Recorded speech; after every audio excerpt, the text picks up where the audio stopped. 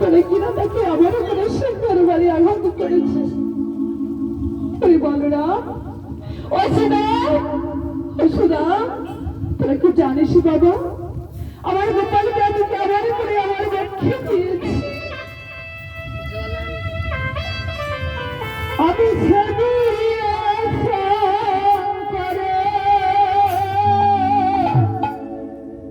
দেবানী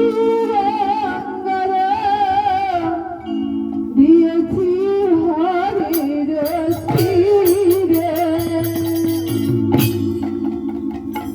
আমি শঙ্কর দেবানী গঙ্গার দিয়েছি হরির তীরে, আমি শঙ্কর দেবানী গঙ্গার দিয়েছি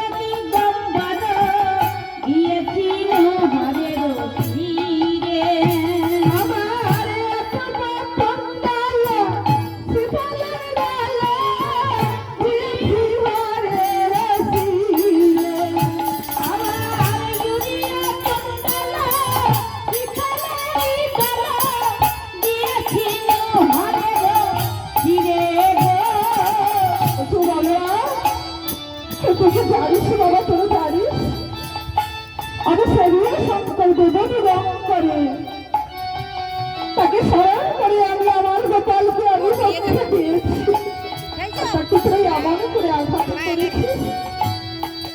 তুই বলরা আমার দশমুখী মা যখন বাবা এমন করে নয়ন গেল রক্ষণাশয়ে কাঁদছে বাবা,